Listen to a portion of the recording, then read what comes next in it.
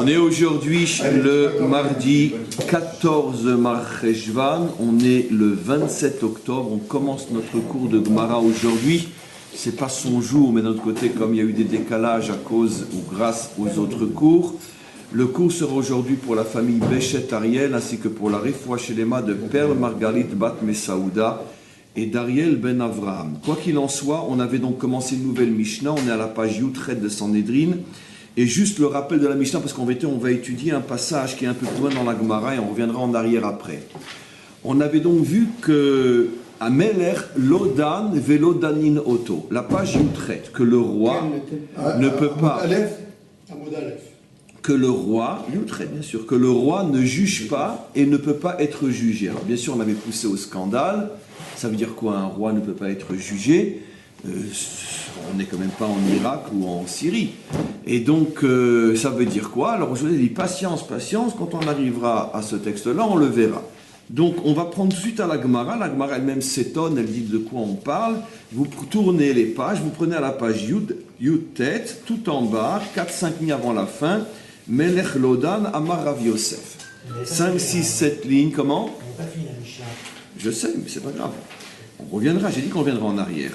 Melech Lodan, Amar Rav Yosef. Rav Yosef dit, Lo shanu ela malché Israël. Attention, cette Gemara est d'autant plus providentielle qu'elle touche exactement le sujet qu'on a commencé maintenant avec Shlomo, qu'on verra demain, le schisme.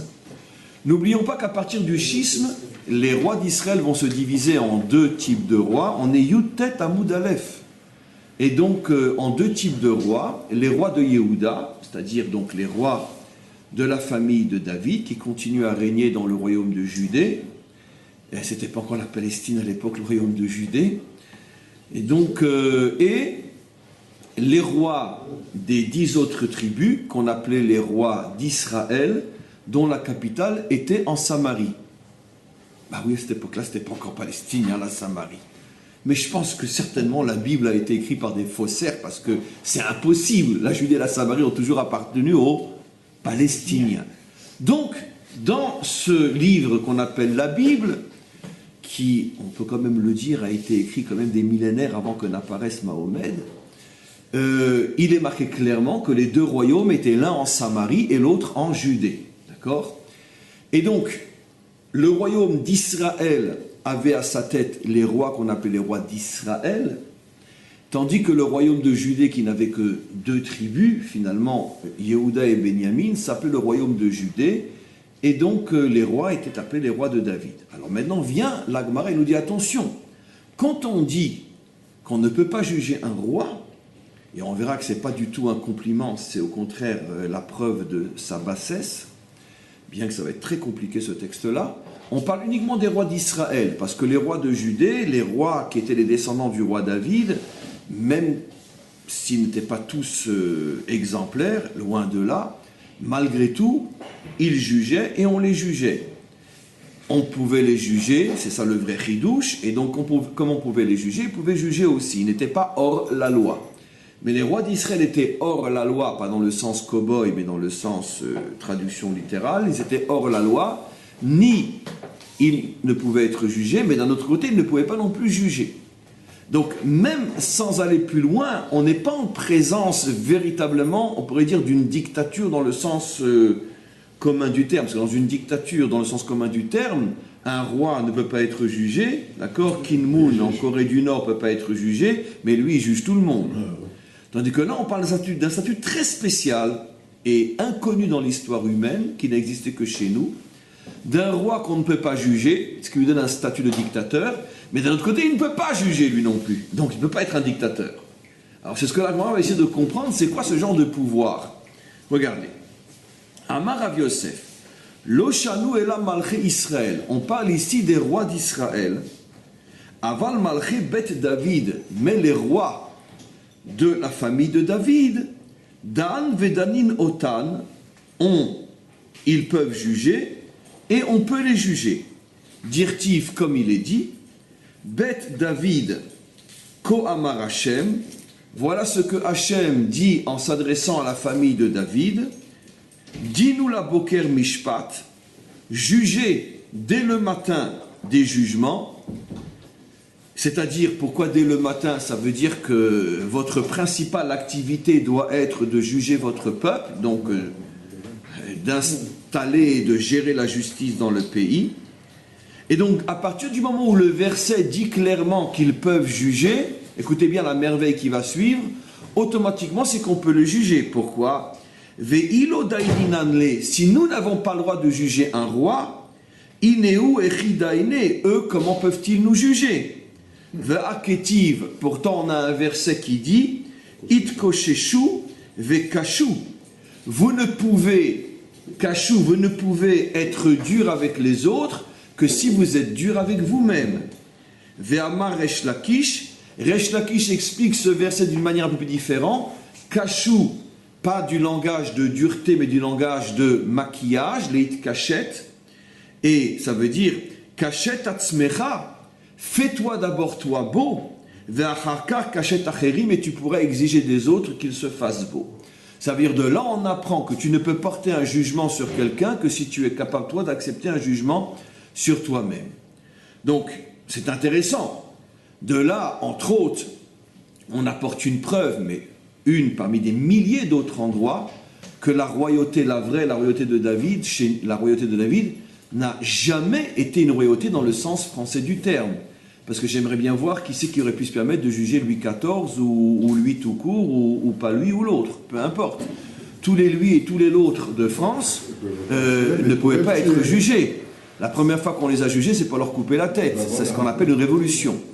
Dans aucun pays au monde, on ne peut juger. Jusqu'à aujourd'hui, en Angleterre, on ne pourra jamais juger la reine d'Angleterre ou la famille royale. On pourra peut-être faire sortir un scandale, d'accord, qui sera tout de suite étouffé, et puis après le journaliste se retrouvera, comme par hasard, avec un accident de voiture.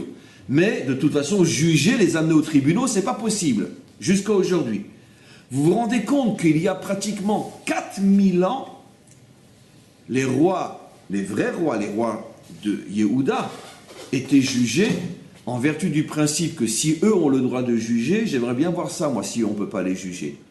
De là, nos maîtres apportent une preuve que finalement le système de la royauté juive n'a rien à voir avec la royauté telle qu'elle est pratiquée jusqu'à aujourd'hui. C'était très proche d'une démocratie. Je ne dirais pas démocratie parce que je ne vais pas insulter la royauté d'Israël, comme on le sait. Mais d'un autre côté, en prenant ce qu'il y a de mieux dans la démocratie, c'est-à-dire que le peuple a le droit de remettre en cause ses gouvernants, ça c'est le bon côté d'une démocratie. Et le mauvais côté, c'est que c'est théorique, parce que de toute façon, tout le système est pipé et truqué dès le départ pour que de toute façon, ce soit toujours les mêmes qui soient en place, simplement ils changent d'habit, mais ils se passent le peuple d'une main à une autre. La gauche, la droite, républicains, démocrates, c'est tous la même salade. Ici aussi d'ailleurs en Israël, la gauche et la droite, c'est la même mafia. Il n'y a absolument aucune différence entre les uns et les autres. C'est pour ça que très souvent, c'est la droite qui fait la politique de la gauche et qui cède des parties de la terre à nos voisins, etc. Mais peu importe, ce n'est pas le sujet aujourd'hui. C'est le système démocratique où de toute façon on donne l'impression au peuple qu'il choisit, mais il ne choisit rien du tout. Mais quoi qu'il en soit, revenons maintenant à l'idée de la démocratie, qui est que le peuple a la possibilité de demander des comptes à rendre à ses dirigeants. Cette idée-là est marquée dans le Talmud il y a plus de 2000 ans et était appliquée à l'époque des rois de Yehuda encore 1000 ans avant. Ça veut dire donc que le système, on a donc une preuve d'ici que le système royal d'Israël n'a rien à voir avec la royauté telle qu'on le comprend. C'est pour ça qu'on devrait même s'interdire de traduire le mot Meler ou Malchut par royauté, parce que dans notre langage à nous, ça prête trop à confusion. On imagine David comme un Louis XIV. Or, ce n'était pas du tout ça, puisqu'on voit que le Passouk dit qu'on pouvait les juger. Donc, quoi qu'il en soit, on ne peut pas parler d'un roi de Yehuda qui, eux, puisqu'ils jugeaient, étaient jugés. Alors, de quoi on parle? Et là, Malché Israël. On parle donc des rois d'Israël qui, eux, étaient des rois qui ressemblaient plus à ce qu'on connaît aujourd'hui parce qu'on ne pouvait pas les juger, mais d'un autre côté, eux ne pouvaient pas juger comme on va voir. Maïtama. Et pourquoi? Quelle est la différence, demande le Talmud, entre les rois d'Israël et les rois de Judée? Alors, on va raconter maintenant une magnifique histoire, et à partir de cette histoire-là, on va construire donc la théorie qui est dans la Mishnah et le Talmud. Juste une question. Oui. Attends, merci pour ce que je devais faire une fois.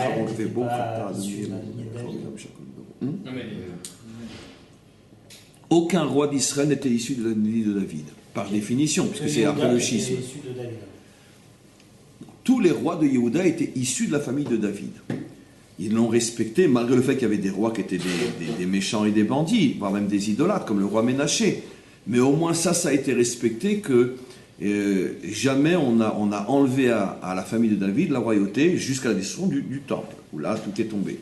Par contre, les rois d'Israël sortaient de toutes les tribus, parmi les 10 tribus qui étaient de l'autre côté donc de la frontière, mais comme la tribu de Yehuda n'était pas là-bas, automatiquement aucun roi de Yehuda ne pouvait devenir roi d'Israël. Alors Maïtama, on dit et Mishum Maaseh Sheaya, parce qu'il y a eu une histoire, regardez cette histoire, on va la lire dans son langage métaphorique. Attention, ici la métaphore ne veut pas dire que ça n'a pas existé, bien sûr que l'histoire a existé, mais c'est métaphorique en ce sens que vous pensez bien que derrière cette histoire-là, qu'est-ce qui se cache, et c'est ce qu'on va s'expliquer. Des Avdé de Yonai Malka, il y avait un roi qui s'est appelé Yonai, qui n'était pas un roi de la tribu de Yehuda, Yonai Malka, et un de ses serviteurs, un de ses intendants, Katal Nafsha, a tué quelqu'un. Lui, l'intendant du roi, se sentant hyper protégé, parce qu'il est l'intendant du roi, il avait un compte à régler avec quelqu'un qui le dérangeait, il l'a liquidé. Très bien. À cette époque-là, qui était le chef du Sanhédrin? Shimon ben Shetar. On a une rue, Shimon ben Shetar, juste à côté, à 5 minutes à pied d'ici. Shimon ben Shetar était le chef du Sanhédrin à cette époque-là. Amar leu Shimon ben Shetar le Chachamim. Shimon ben Shetar a convoqué les juges pour juger cette affaire-là. Il leur a dit Tnu einechem, préparez-vous, mot à mot, mettez vos yeux, ça veut dire préparez-vous. Unadunenu, on va le juger. Ça veut dire préparez-vous, on va envoyer une convocation au roi et à son serviteur pour savoir ce qui s'est passé. Chalchoulé, ils ont envoyé une lettre au roi, parce qu'évidemment, ils ne peuvent pas convoquer le serviteur sans tenir au courant. La cour ne peut pas se retrouver du jour au lendemain sans ceux qui y travaillent. Donc, on prévient le roi. Ils lui ont dit, Chalchoulé, Avdecha katal nafshe, ton serviteur a assassiné quelqu'un. Enfin, assassiné quelqu'un, a tué quelqu'un, on doit maintenant juger, savoir si c'était légitime défense ou crime prémédité, etc., etc. Shadra Léou, Yonai n'a pas fait de problème, il a dit pas de problème, prenez-le. Et donc, il a obligé son serviteur à aller à la convocation du tribunal. Chalchoulé, le tribunal, quand ils ont vu le serviteur venir tout seul, ils lui ont dit Ta ant nami, tu dois venir toi aussi. Léacha, parce que le verset dit Ve'uad beba'alav. Le verset dit que toutes les personnes qui sont sous la responsabilité morale, juridique d'une personne, lorsque les personnes qui sont sous la responsabilité ont un problème de justice, leur patron doit être là aussi. On ne peut pas patron ouvrier comme ça. Mais à l'époque, la relation entre on pourrait dire, le maître et ses serviteurs était beaucoup plus forte, bien évidemment, qu'entre un patron et ses ouvriers. Et donc, d'une certaine manière, on retrouve ce genre de notion ici. Si par exemple, dans cette salle, quelqu'un se blesse, je suis tout de suite tenu responsable. C'est pour ça que j'ai une assurance. Pourquoi? Parce qu'ils se sont blessés dans un endroit qui est sous ma responsabilité. Voilà. Non, mais l'idée, je parle de l'idée. L'idée que le principe que le responsable est concerné existe même aujourd'hui. Alors même, oui. Un khayal fait une erreur, bravo. On a clos la discussion. Jusqu'à aujourd'hui, effectivement, pourquoi je parle de mon cas? Jusqu'à aujourd'hui, un soldat a un problème, il n'y a pas de jugement sans la convocation de l'officier qui le dirige. Donc ce principe est jusqu'à aujourd'hui, donc c'est pas seulement dans le temps, dans une relation vraiment de haute responsabilité exercée par un homme sur un autre homme, donc on juge le serviteur, le représentant du serviteur doit être présent. Oui. On ne sait pas ici si c'est dans sa vie privée ou si c'est dans l'exercice d'un service. Mais c'est ce qu'on veut savoir. Voilà. C'est pour ça qu'on lui demande de venir. Si on s'aperçoit, vous avez 100% raison, si on s'aperçoit au bout de 10 minutes d'enquête que ça n'a rien à voir avec l'exercice de ses fonctions, ça ne s'est pas passé au royaume, c'est pas une dispute qu'il y a eu dans le palais, c'est pas un concurrent du roi que lui-même aurait pris sur lui de liquider pour faire plaisir à son roi, c'est le voisin qui a mis un œil sur son épouse et il lui a réglé son compte, bon, dans ce cas-là, on dit au roi, excusez-moi monsieur, rentrez chez vous, ça ne me concerne pas. Absolument. Mais tant qu'on ne sait pas, pour nous, il est le serviteur du roi, et donc il doit être là. Le fait que la Gemara marque que c'est le évêque de Yanaï, c'est un remez c'est un remez que c'est pas déconnecté du service. Peut-être, effectivement. Alors, donc, ils renvoient une lettre à Yanaï, ils lui disent, Ve'uad be'ba'alav, tu étudies la Torah comme nous, c'est très bien que dans la mesure, jusqu'à preuve du contraire, tu dois être là, à côté de ton employé, parce que tout ce qu'il fait engage ta responsabilité. Amra Torah, la Torah nous dit, Yavo ba'al ashor v'yamod al shoro. Le propriétaire d'un bien doit être présent à côté de son bien lorsque son bien est jugé. Très bien. Athée, regardez, le roi, il est pas mal. Là, on touche déjà un petit peu son kavod. D'accord? Parce que moi, j'ai à voir, je dois être très bien parce que d'accord, c'est déjà une éclaboussure en public. D'accord? Il est venu, il n'a pas branché. Donc apparemment, il est très respectueux de la loi. Athée, veyative. Il vient, mais dès qu'il est arrivé, il s'assoit. Évidemment, il s'assoit. Il a sans doute pris les précautions qu'on lui amène pas une chaise en plastique comme chez nous, mais une chaise royale. Et donc la chaise l'a devancé quand il est arrivé en grande pompe, etc. Il s'est assis, c'est quand même le roi d'Israël. Très bien. Amar le Shimon ben Shetar. Jusqu'à présent, c'est tous les chachamim qui agissaient. Parce que bon, ils demandent des choses qui sont pas dangereuses pour eux. Mais là, quand ils l'ont vu s'asseoir, chacun a sorti son portable. Oui, ma chérie, comment ça va? Oui, j'arrive pour les causes à l'heure. Genre, personne ne voit. Shimon ben Shetar est là, il dit, mais pour qui il se prend celui-là? Il s'assoit devant les juges. Et donc, Yanaï Ameler, Amod al-Raglecha, lève-toi, Ve'aïdou becha, afin que le témoignage commence. Pourquoi? C'est une loi de la Torah. Pendant le témoignage, c'est-à-dire pendant toute la partie où les juges reçoivent les informations qui leur permettront de juger, les parties doivent être debout. Par respect, par ce que vous voulez, peu importe. C'est, on pourrait dire, le protocole. Le protocole. J'oublie toujours. Le protocole dans le droit juif. Pendant tout le moment de réception de l'information, les parties sont debout. Donc à partir du moment où, jusqu'à preuve du contraire, tu es partie prenante, car c'est ton serviteur qui est sous ta responsabilité, tu restes debout. Et il rajoute, Shimon ben Shetar, Velo lefanenu ata omed. Au contraire, Shimon ben Shetar est très poli. Il comprend le malaise. Et il lui dit avec une grande humilité, ne crois pas que je t'oblige à te lever devant moi. C'est moi qui dois me lever devant toi. C'est toi le roi, je ne suis qu'un juge. Mais c'est pas pour moi que tu te lèves. Et là, l'ifnemi chez Amar ve'aya ha'olam. Tu te lèves devant celui qui a créé le monde. C'est-à-dire c'est celui qui a créé le monde qui nous oblige. Même moi, Shimon ben Shetar, si demain j'étais convoqué au tribunal, je me lèverais moi aussi. C'est pas pour l'honneur des juges que tu te lèves, c'est pour l'honneur d'Hachem. Donc jusqu'à présent, je veux dire, Shimon ben Shetar va d'après la loi, mais avec beaucoup de respect pour le roi. Omed, donc, et il lui rapporte un verset chez Nehemar, Ve'amdu shnei ha'anashim, se leveront les deux personnes, Asher lahem arif, qui ont un différend. Donc de là, on voit que les parties doivent se lever. Amarlo, à ce moment-là, le roi, ce qui est intéressant, regardez, et là, il va falloir tout à l'heure, mais laissez-moi juste terminer l'histoire jusqu'au bout, parce que là, première question. Jusqu'à présent, le roi n'a pas branché. Il envoie son serviteur, il se déplace lui-même, mais pour un problème de rester assis ou debout, là, tout d'un coup, il commence à devenir dangereux. Là, il va falloir comprendre pourquoi, mais pour l'instant, on continue. Il lui dit, le roi à Marlo, Lo kesheata omer ata, j'en ai marre de t'entendre à toi. Tu ne peux pas te la fermer un petit peu, il n'y a que toi qui parles.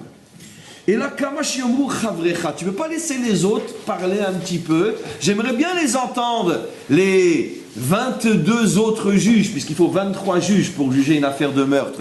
Les 22 autres, là, qui sont tous en train d'écrire des SMS, genre, ils ne voient pas ce qui se passe. Parce qu'évidemment, il sait très bien qu'ils tremblent, les autres. J'aimerais bien avoir leur avis. Shimon ben Shetar, qu'est-ce qu'il fait? Nifne les Yemino, il regarde à sa droite, il s'est même pas rendu compte qu'il les avait tous lâchés. Il regarde à sa droite, Kavshupnem, il les trouve tous comme ça. D'accord? Kavshupnem Bekarka, motamo, ils avaient tous planté leur tête dans le sol. Nifne les Smolo, ils se tournent à gauche. Vekavshupnem Bekarka, même chose, ils les voient tous avec la tête plantée dans le sol. Amar lahem Shimon ben Shetar. Shimon ben Shetar leur a dit à ce moment-là aux 22 juges, 11 d'un côté et 11 de l'autre, Ba'ale marchavot, vous qui êtes prisonniers de vos pensées, Ba'ale dans le sens de vous qui êtes en train de faire des calculs, qu'est-ce qui va nous arriver, notre femme, nos enfants et machin, on est en train de graisser le roi, on est en train de le provoquer, etc. Vous qui fonctionnez plus avec votre tête qu'avec votre devoir, servir Hachem et faire ce que Hachem demande.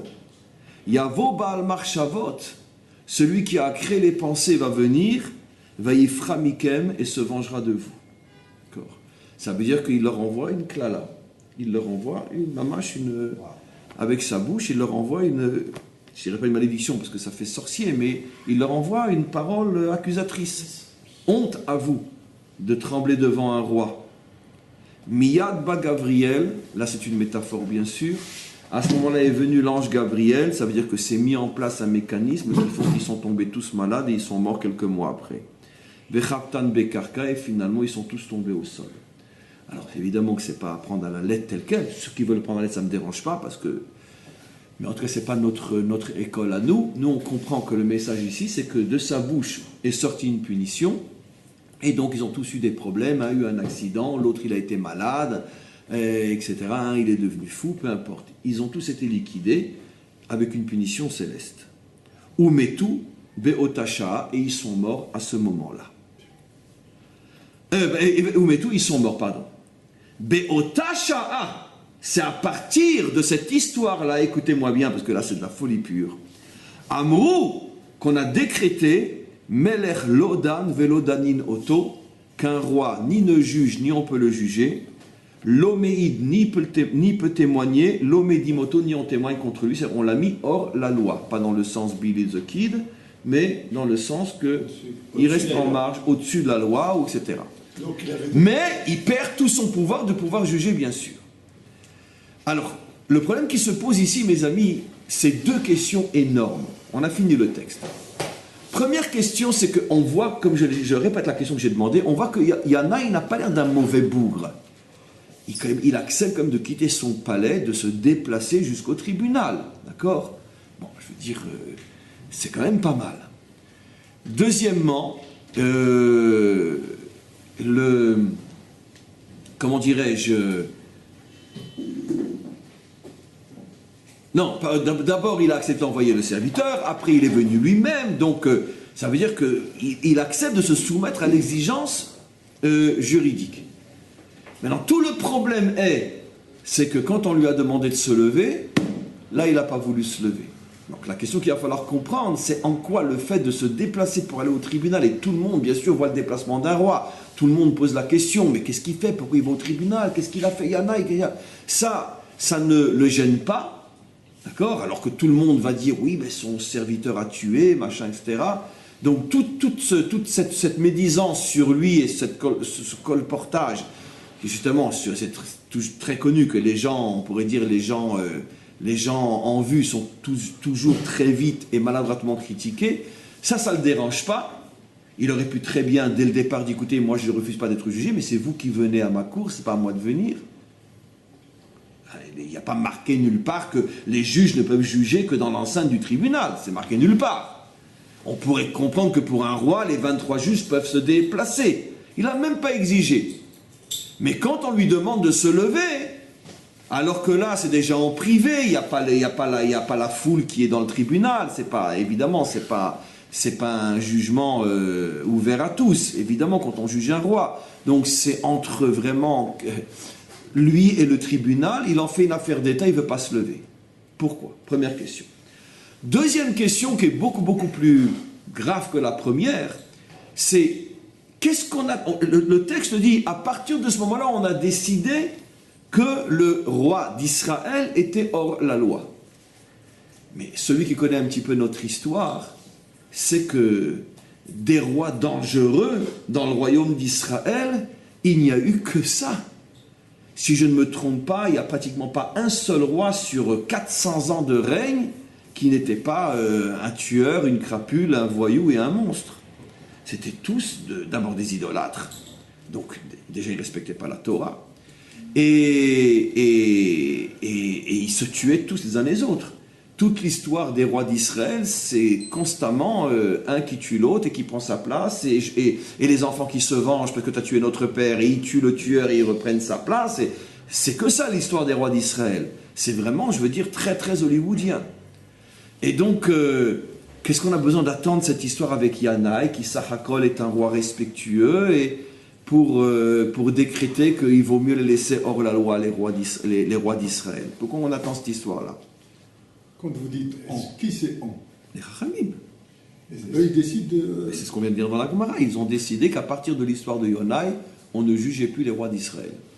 Est-ce qu'on peut dire que le fait que le protocole demande que le roi arrive avec son serviteur, c'est un fait établi, compréhensible par tout le monde, y compris le roi?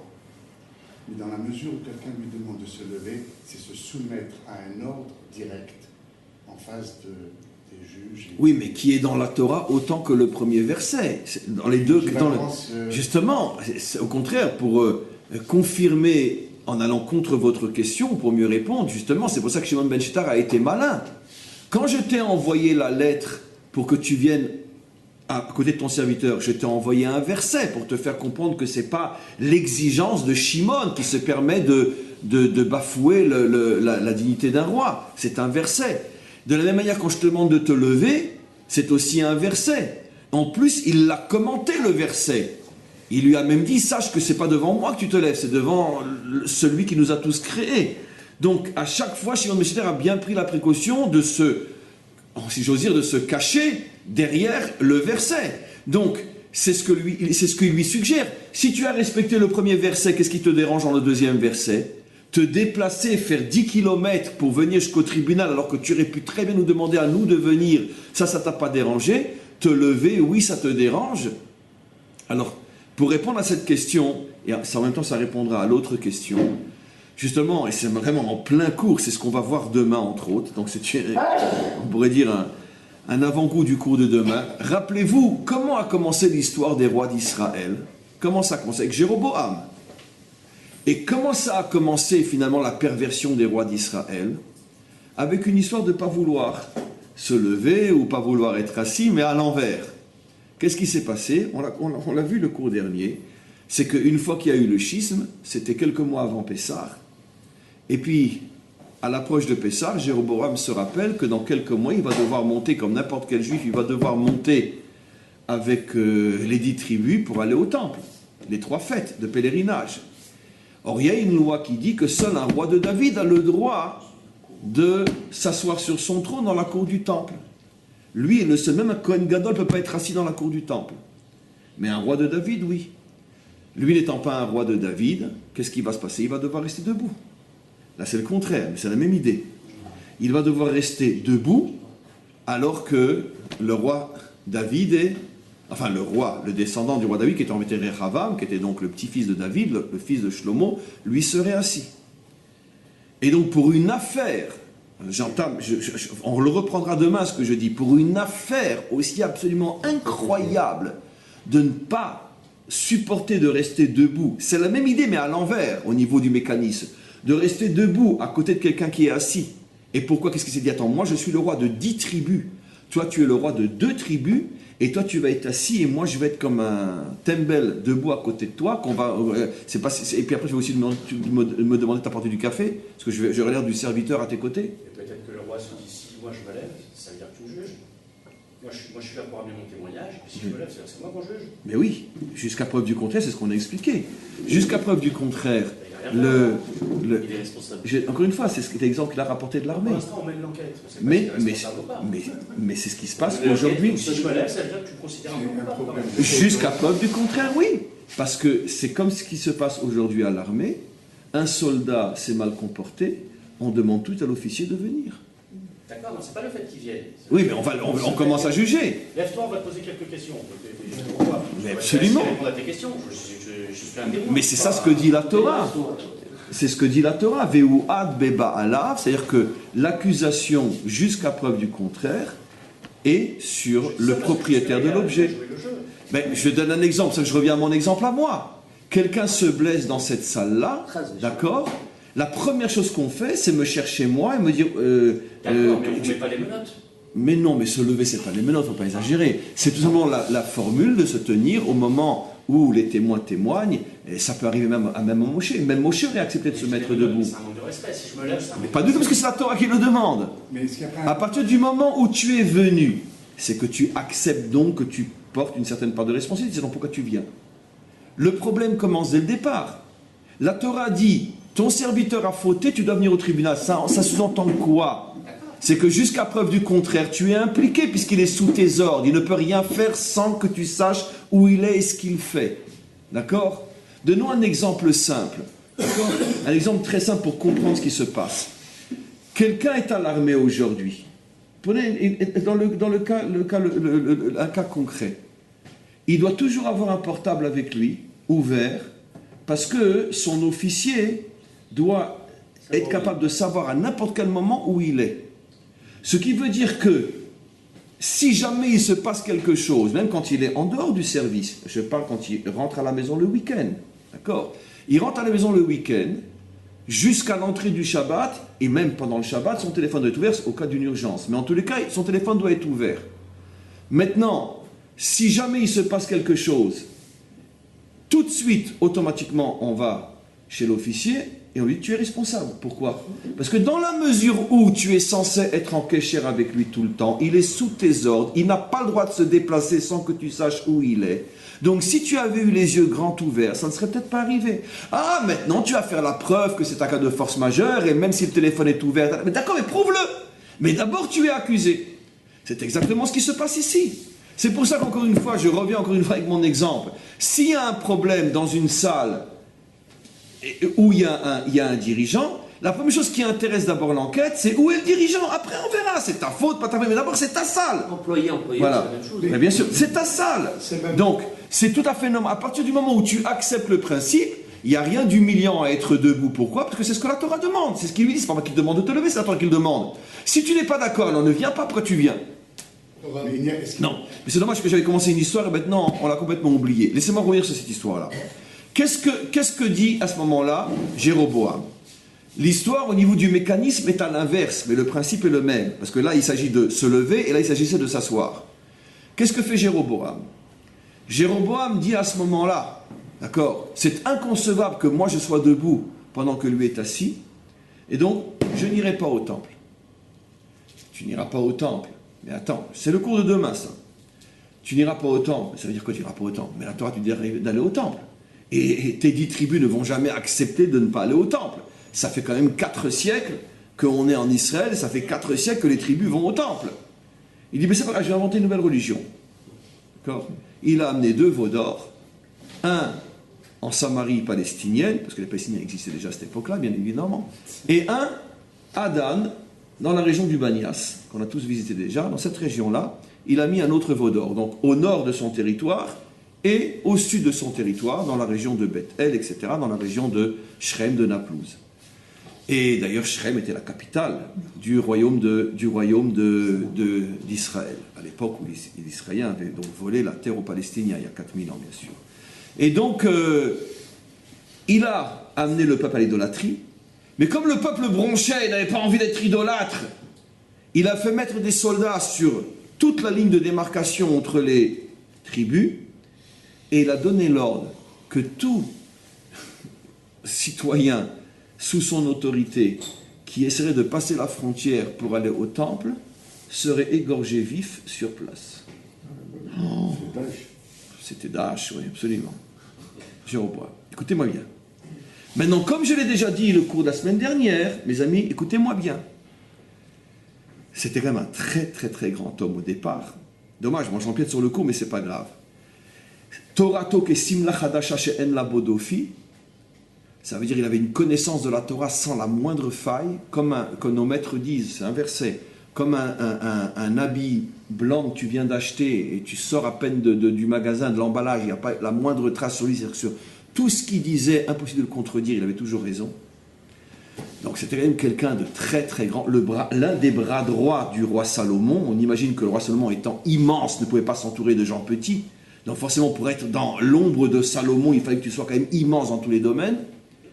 Et cet homme-là, pour une histoire de ne pas rester debout pendant qu'un autre est assis, va amener 10 tribus d'Israël dans l'idolâtrie et va devenir un idolâtre, un assassin, et faire tuer de sang-froid de simples juifs qui veulent aller prier dans le temple de leur papa, pour une histoire d'assis et debout.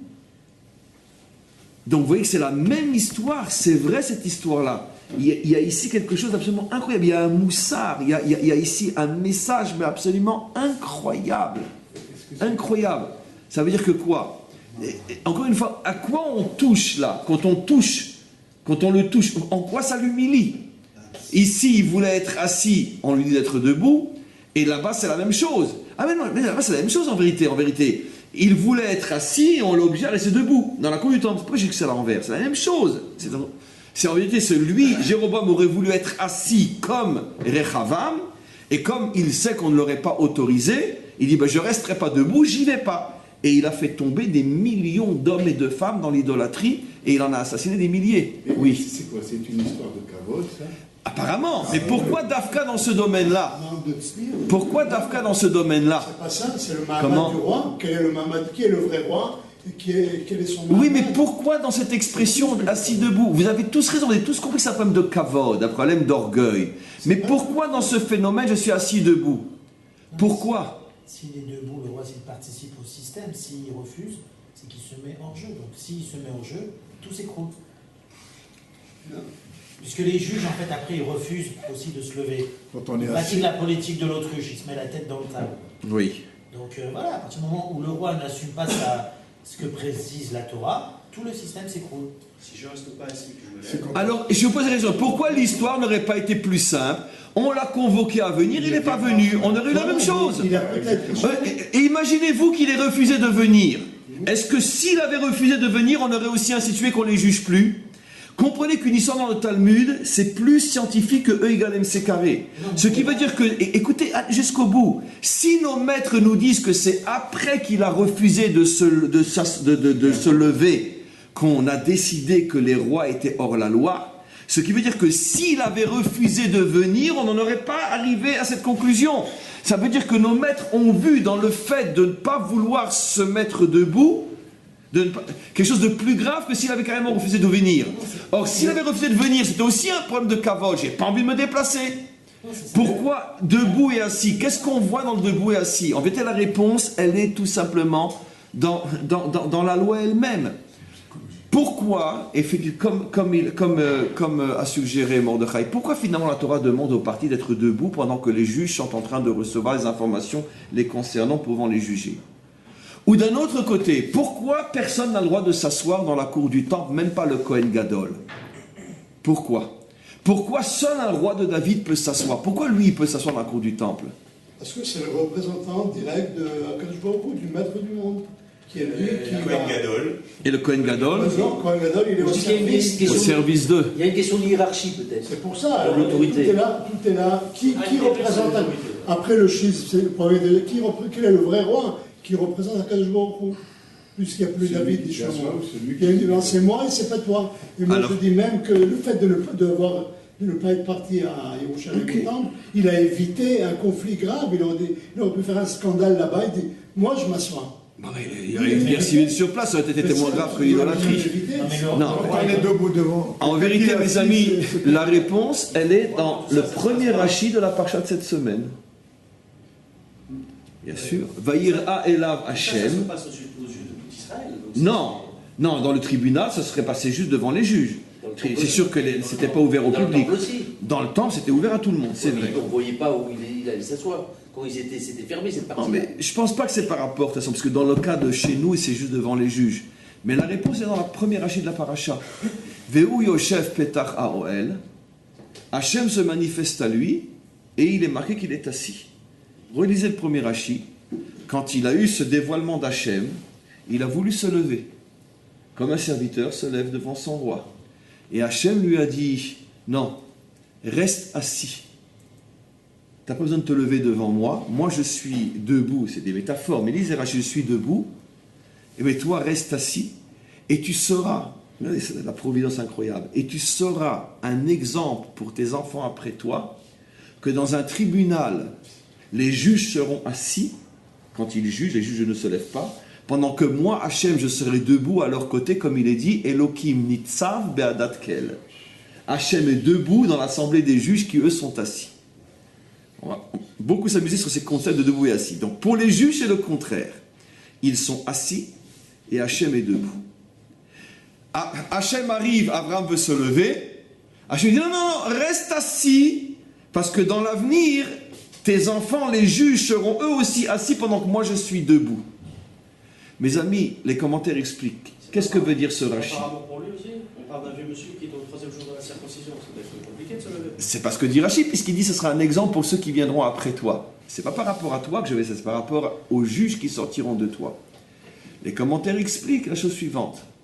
La notion d'être assis, c'est précisément une notion de responsabilité. La notion d'être debout, c'est d'une certaine manière, c'est une soumission où ça montre que tu n'es pas le responsable. Pourquoi le roi donne des ordres et exerce ses fonctions seulement s'il est assis sur son trône? Pourquoi les juges sont assis? Pourquoi un centre d'études de Torah s'appelle une yeshiva? Pourquoi en hébreu moderne, une réunion très importante entre les dirigeants d'une affaire s'appelle une yeshiva? On est tous, je pense, passés par là. Moi, ça m'est arrivé, vous allez mourir de rire. Quand je suis arrivé en Israël il y a très très longtemps, on ne connaissait pas encore vraiment l'hébreu moderne. On connaissait l'hébreu biblique, mais l'hébreu moderne. Une fois, je téléphone à quelqu'un que je connaissais, et je savais qu'il n'était pas du tout religieux, mais j'avais besoin d'un service, etc. Et la secrétaire me répond, et elle me dit « Oulé yacholach shavou yeshiva ». Et moi, naïf, je lui dis « Waouh, chazar betchouva, ni lo yadati ». Mais ça, j'ai entendu 10 fois que les gens sont de ah, il a fait teshuva, il est parti à la yeshiva, lo yadati, ou ba yeshiva. J'allais presque rajouter qui c'est qui tient son affaire maintenant. Pourquoi une réunion importante s'appelle une yeshiva? Parce que le fait d'être assis, c'est une indication. On peut expliquer pourquoi, mais la position assis, c'est une position de prise de responsabilité. Même dans les SMS, il y a une expression inclus automatique qu'on appuie à l'ibetchuva. Comment? Automatique, c'est écrit. Et donc, Ani Beyeshiva signifie en hébreu moderne, je suis maintenant très très occupé à des choses très sérieuses, ne me dérange pas. Pourquoi Ani Beyeshiva? Ani Be... Comment on pourrait dire une réunion autrement en hébreu moderne? Ani Be... Veida, Asefa. Ani Be Asefa. Réunion, Ani Be Veida. C'est aussi un mot qui existe, Veida, rassemblement. Réunion. Anibeb Gisha. Veida, c'est un bon mot. Veida. Mais pourquoi yeshiva? Parce qu'il semblerait que le terme de yeshiva, pourquoi un centre d'études s'appelle une yeshiva? Ils sont tous assis. Même dans une église, on est assis. C'est pourquoi spécialement. Donc pourquoi? Parce que le mot yeshiva fait allusion à une notion d'investissement. D'où on l'apprend? Une paracha. Vayeshev Yosef, Vayeshev Yaakov, Eretz Megureh, Ratza Leitiashev. Comment qu'on appelle, messieurs, en hébreu même moderne, quelqu'un qui a une grande réflexion profonde, sérieuse, responsable? Il a du Yishuv Da'at, mot à mot, il a assis sa tête. Donc vous voyez qu'en hébreu, il s'est assis sur un problème. Le terme yeshiva fait allusion à un terme de responsabilité. La seule tfila qu'on fait assis, c'est le Tachanun, non? Shema Israël aussi, Dafka. Pourquoi est-ce qu'il faut être assis? Ah, dans le sens d'ordre, oui. Nachon, c'est une très bonne réflexion. Tachanun, quand je prends conscience de mes problèmes, c'est assis Dafka, extraordinaire. Je n'avais jamais fait debout. Comment? Non, après quand on fait le psaume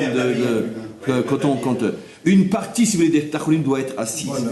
Mais C'est là où les Ashkenazim- juste terminer pour ne pas perdre le fil et après je vous laisse poser des questions. Donc en hébreu, biblique et moderne, yeshiva fait allusion à l'homme responsable. Pourquoi on doit se tenir debout devant les juges? Parce que par définition, si tu en es arrivé à être devant un tribunal, c'est que quelque part tu as manqué de responsabilité. Très bien. Donc on comprend pourquoi tu dois être debout. Vous allez maintenant comprendre ce qui s'est passé. Le fait de t'obliger à être debout, c'est en vérité te faire prendre conscience que d'une certaine manière, tu es un petit peu irresponsable. Pourquoi même le Kohen Gadol et qui que ce soit ne peut pas être assis dans la cour du temple?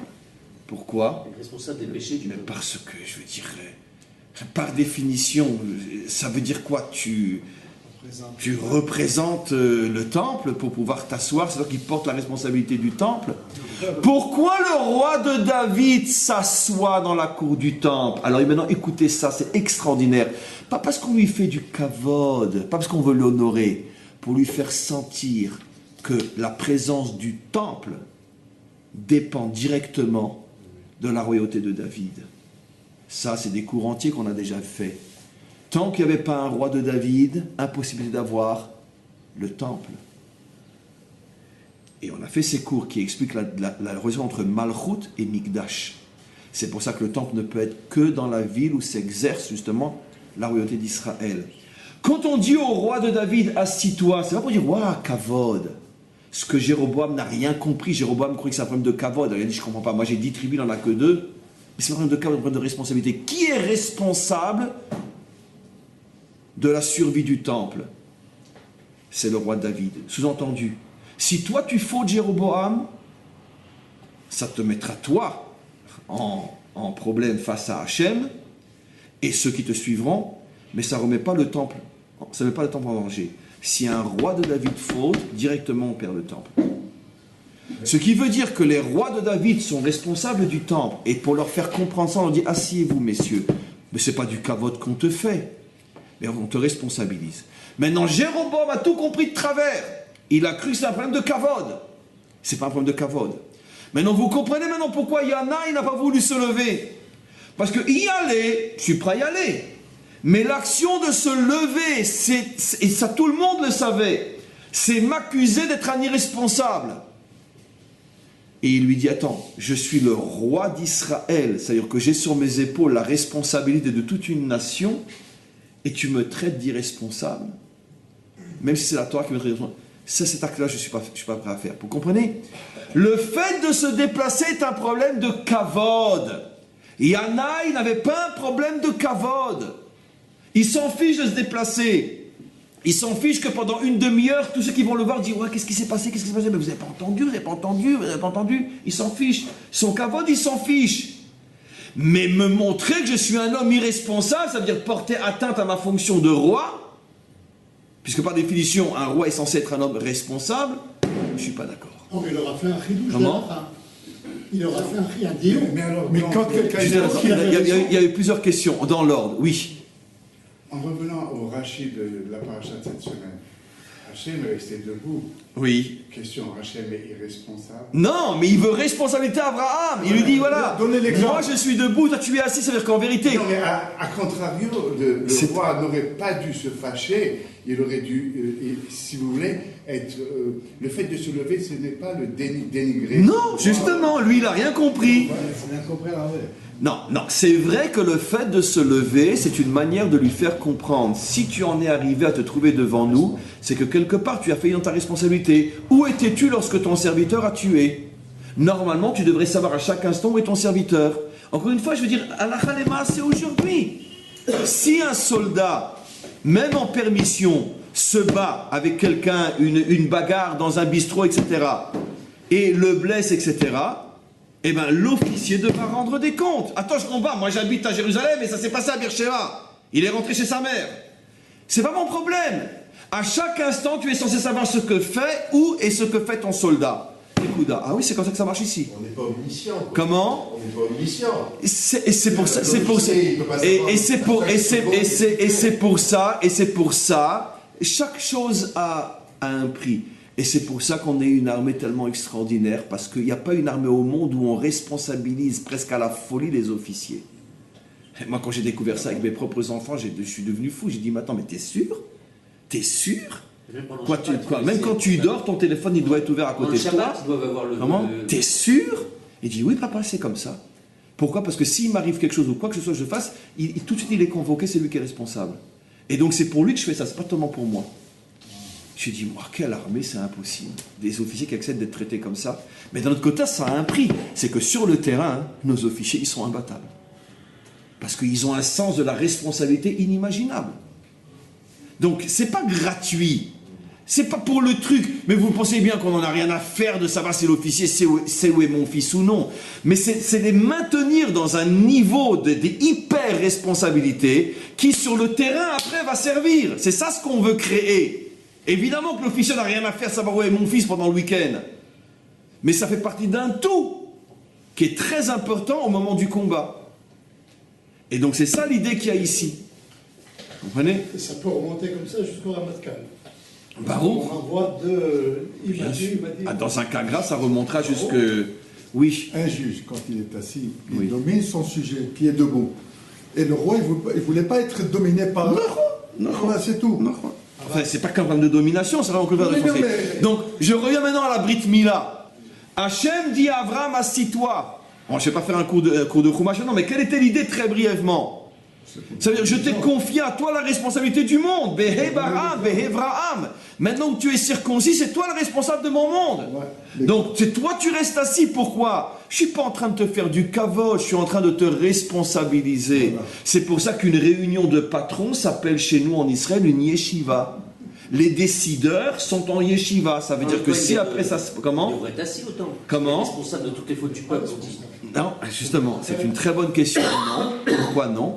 Parce que la survie du temple ne dépend pas du Kohen Gadol, mais du roi d'Israël. Et ça, c'est un des chidouches les plus forts de notre sagesse. Le roi est assis. Ça veut dire que c'est le pouvoir politique. Oui, ce qu'on a expliqué déjà une fois. Oui, mais pourquoi? Parce que c'est le comportement du politique qui influence le spirituel. Chez nous, il n'y a pas de séparation entre la synagogue et l'État. Si le politique se comporte mal, ça porte directement atteinte au spirituel. On responsabilise le politique. S'il y a un problème dans le spirituel, c'est la faute au roi, c'est pas la faute au Kohen Gadol. Ça ne veut pas dire que si le Kohen Gadol fait des fautes, il n'aura pas son propre règlement de compte.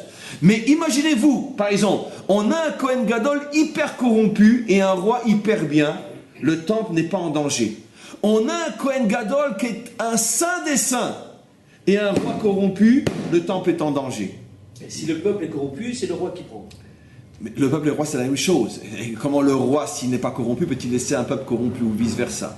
Si le peuple est bien et que le roi est corrompu, ça veut dire que...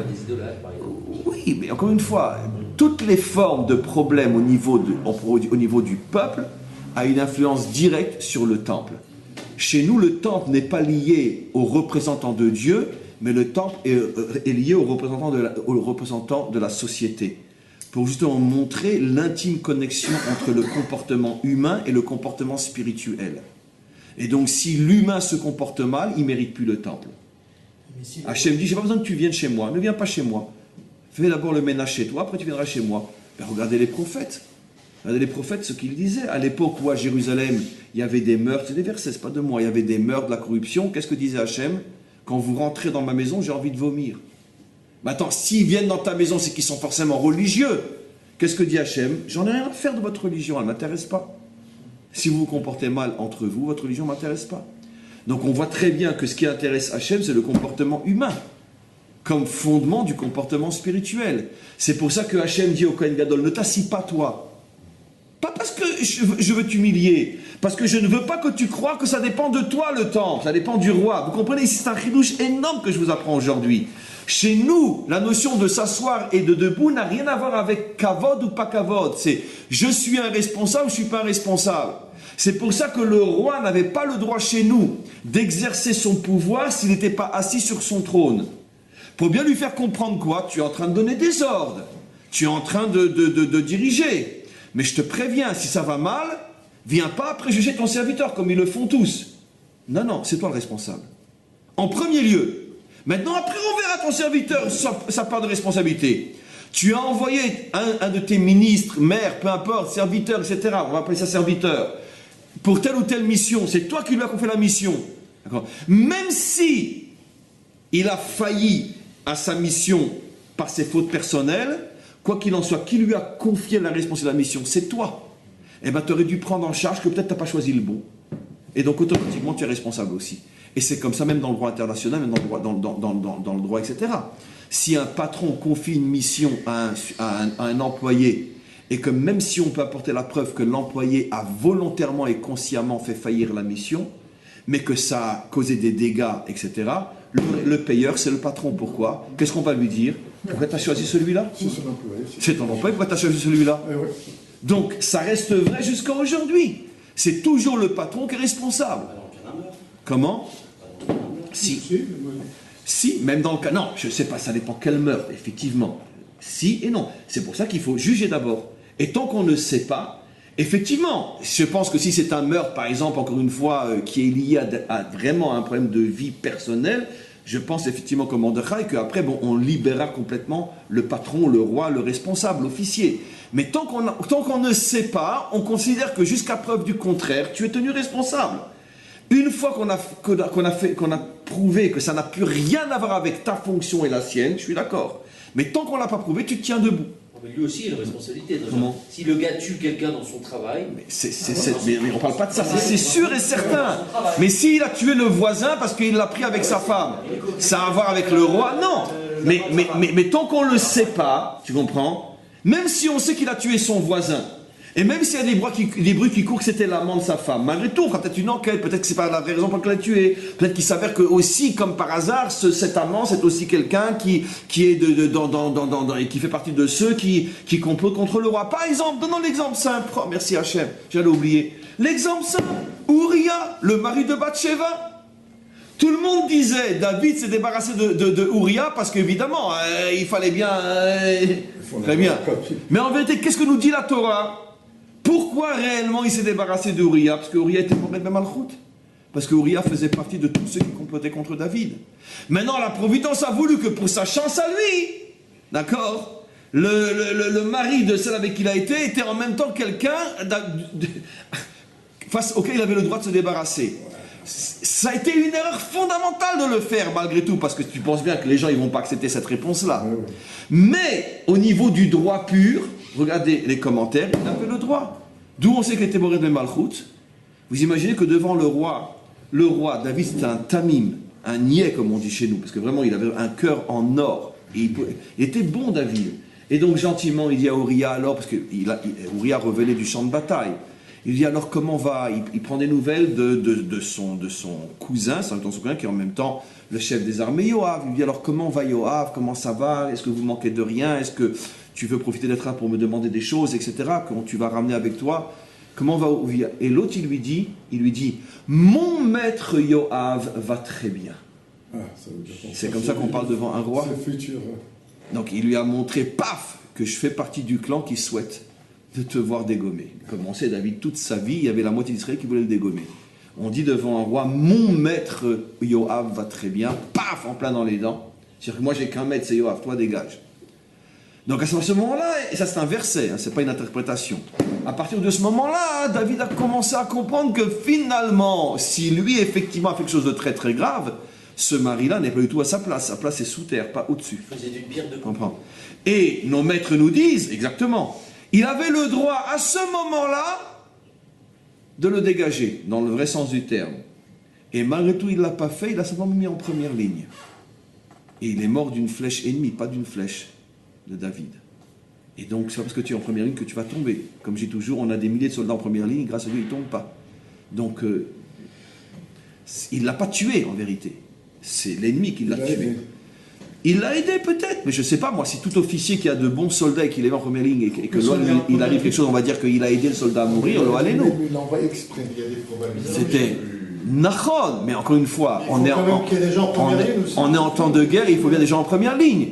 Dans le contexte qu'il aurait pu le tuer lui-même et qu'il s'est contenté de le mettre en première ligne, ce qui n'implique absolument pas sa mort, c'est quand même, malgré tout, la preuve que David était très très noble. Mais quoi qu'il en soit, Il y avait ici d'une pierre deux coups. Donc c'est pareil. Même si on sait qu'il a tué l'amant de sa femme, et qu'apparemment ça n'a rien à voir avec le roi, et donc c'est pas la peine d'appeler le roi, mais peut-être que c'est en même temps l'amant de sa femme, en même temps peut-être aussi un comploteur, etc., etc. Donc tant qu'on n'a pas fait la preuve qu'il n'y a aucun kécher, aucun lien avec le roi, donc avec la fonction de serviteur, on demande au roi d'être debout. Les témoins sont toujours debout aussi. Les témoins aussi. Oui. C'est-à-dire que tout le monde est debout jusqu'à la fin de la déposition. Voilà. Donc juste pour conclure, avant encore une question, et puis après on va arrêter parce que j'ai le cours des dames, juste pour conclure, qu'est-ce qu'on dit ici? C'est que finalement, pourquoi, parce que l'essentiel on n'a pas encore dit, la conclusion, pourquoi on a décidé de ne plus juger les rois d'Israël? Parce que les rois d'Israël, leur fonction leur monte à la tête, ils s'imaginent être les responsables incontournables du monde entier, et si tu oses leur faire sentir qu'ils sont des irresponsables, ils deviennent fous. Cette notion, on va la reprendre au prochain cours. Ça veut dire que ce n'est pas un problème de manque de kavod. Yona, il n'avait pas dans le sens... non, il avait une certaine humilité, mais ce que Yona ne supportait pas, c'est que tu remettes mon rôle en cause. Je suis forcément un homme responsable puisque je suis le roi d'Israël. Et tu me demandes de me tenir debout, ce qui on pourrait dire dans la sagesse d'Israël signifie que je me considère comme étant irresponsable, ça je refuse. Et là il a tapé fort. Mais c'est quand même bizarre parce que le roi il doit appliquer la Torah, donc il lui rapporte. On s'est aperçu que non, qu'ils étaient plus justement, ils ont été hors la loi, hors loi Torah. Et on s'est aperçu à ce moment-là que les rois d'Israël préféraient, on pourrait dire, leur fonction que la Torah. Alors, s'ils ont institué ensuite la halakha en disant qu'on ne va plus le juger, donc il avait raison. Il leur a fait un chidouche d'halakha. Shimon ben Chetar, il dit, c'est comme ça, si la réalité, la méthode est comme ça. Ok, on ne le juge pas. C'est bizarre, ils nous ont donné raison, quoi. Non, mais parce que, vous avez oublié l'essentiel, on lui a enlevé l'essence même de sa fonction. Il ne peut plus juger. Donc finalement, il peut plus juger. On ne fait pas confiance à son sens des responsabilités. Donc on lui a fait un coup terrible. Ça veut dire que on ne te juge pas, mais c'est pire encore, puisque tu ne peux pas juger. Or, la définition même d'un roi, c'est qu'il peut exprimer un jugement, puisqu'il a le pouvoir de vie et de mort et de donner des ordres. Tu lui enlèves ça. Alors c'est un roi qui inaugure les chrysanthèmes. Comment? C'est un roi qui inaugure les chrysanthèmes, alors qu'il fait rien. Et ben c'est la reine d'Angleterre. Il lui reste plus qu'à trafiquer et faire de l'argent sous la table. Ok, on s'arrête pour aujourd'hui.